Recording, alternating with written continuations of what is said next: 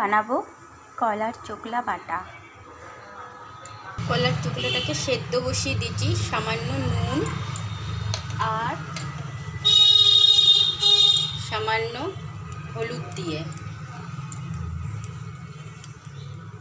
সেদ্ধ করার পর কলার ছিলকার মধ্যে একটু রসুন কোয়া আর কাঁচা লঙ্কা দিয়ে এটাকে পিষে নিতে হবে।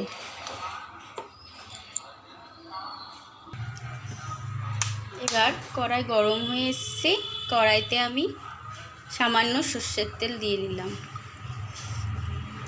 তেল গরম হওয়া না পর্যন্ত, তেল গরম হয়ে গেলে তার মধ্যে সামান্য কালো জিরে,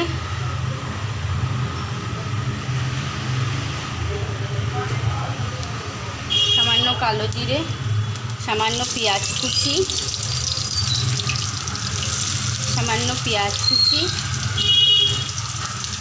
দিয়ে এটাকে ভালো করে নাড়াচাড়া করতে হবে। পেঁয়াজ যখন লাল লাল করে ভাজা হয়ে যাবে তখন কিছুটা টমেটো কুচি দিয়ে দেবেন।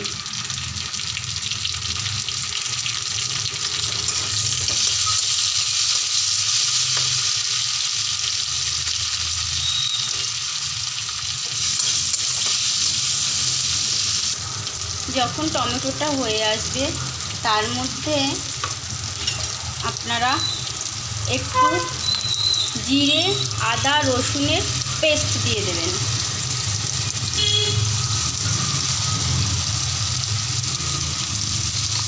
দিয়ে সেটাকে ভালো করে নাড়াচাড়া করবেন।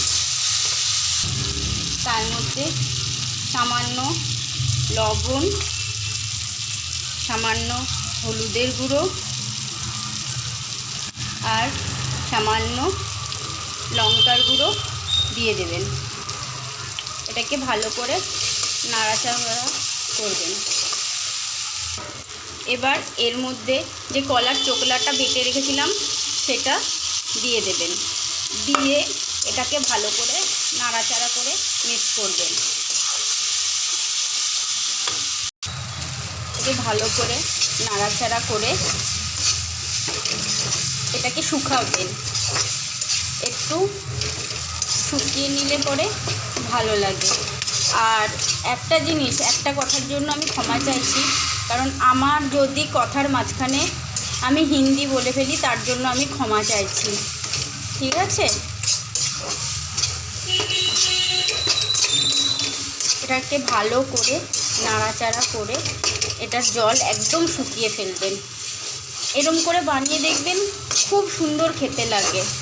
আমি বেশিরভাগ এরম করেই বানাই।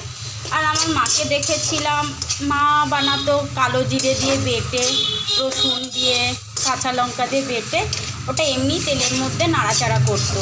আমি সেটাকে আবার ভাবলাম এরম করে খেয়ে দেখি, এরম করে খুব সুন্দর স্বাদ লাগে। আপনারাও করে খান, খুব সুন্দর স্বাদ লাগবে। তৈরি হয়ে গেছে আমার কলা চোকলা বাটা রেসিপি।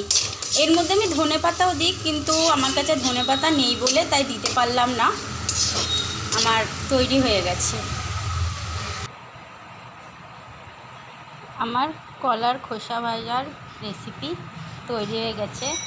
আপনারা এইভাবে বানিয়ে খেতে পারেন, খুব ভালো লাগবে।